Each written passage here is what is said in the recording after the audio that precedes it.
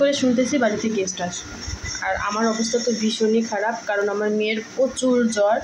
তো এর মধ্যে এখন আমি কি করব কি না করব কিছুই বুঝতে পারছি না। আপনারা পিছনে একটু খেয়াল করলে বুঝতে পারবেন কি অবস্থা চারদিকে হয়ে আছে। আর ও বমি করতেছে, প্রচুর বমি করতেছে। এই যে ওর ফেস দেখুন, প্রচুর জ্বর। তুমি শুয়ে পড়ো। এর মধ্যে এখন আমাকে রান্না বাড়া করতে হবে। কাঁথা নিবা? কাঁথা নো। ওর প্রচুর জ্বর আসছে, এর মধ্যে এখন আমাকে রান্না বাড়া করতে হবে। এখন আমি কী রান্না করব কী করবো আসলে কিছুই বুঝতেছি না। তাও আমার ঘর বাড়ি সব কিছু লিটারেলি গোছানো আছে, আমাকে কিছু করতে হয়নি এগুলো, কারণ ও আজকে অসুস্থ যেহেতু ও আজকে কিছুই নোংরা করতে পারেনি।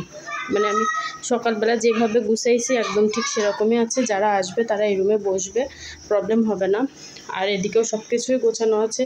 ও যদি সুস্থ থাকে সেদিনই বিশেষ করে অকামগুলো করে, কারণ প্রচুর রকম করে ও, ওর রকমের কোনো লিমিট নেই। তো আমি আপনাদের সাথে দেখাই আমি এদিকে কি কি করছি। এখানে মাংস ভিজায় রাখছি, এখানে দুধ ভিজায় রাখছি, যেহেতু নাস্তার জন্য কিছু সুইট আইটেম করতে হবে।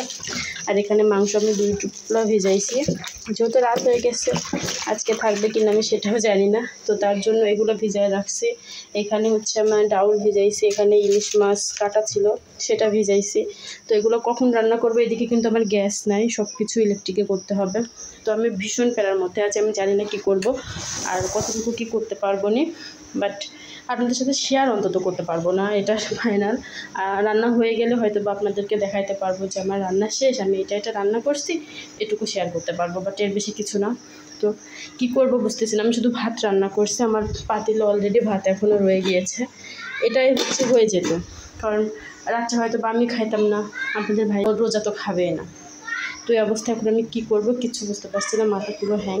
আর আমার মেয়ে তো প্রচুর অসুস্থ, আমি দেখিয়েছি ও একদম পড়ে আছে, মানে জ্বর আসলে ওর অবস্থা এমনই হয়ে যায়। তো সবাই সাথে থাকেন, আমি অবশ্যই কী রান্না করছি একটু এক ঝলক আপনাদের সাথে শেয়ার করার ট্রাই করবো। তো আমার রান্না শেষ, আমি টেবিলে সব কিছু অলরেডি দিয়ে দিয়েছি, এখন তারা খেতে আসবে। এই ফাঁকে আমি আপনাদের জন্য একটু ভিডিও করে নিচ্ছিলাম। আমি পাতিলে দেখালাম পোলাও করছিলাম, এখানে ইলিশ মাছ ছিল, হাঁসের মাংস ছিল, গরুর মাংস ছিল, ভেন্ডি ভাজি ছিল, সজি রান্না ছিল এবং ডাউল ছিল, সাথে সাদা ভাত, শসা।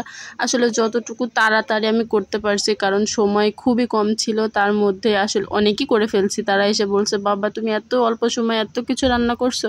কিন্তু যাই হোক, তারা তো সব সময় আসে না, হঠাৎ হয়তো বছরে বা 2 বছর পর একদিন আসে, তো তাদের জন্য একটু কিছু করতে না পারলে। কেমন লাগেন বলেন তো। সবাই ভালো থাকবেন, খোদা হাফেজ।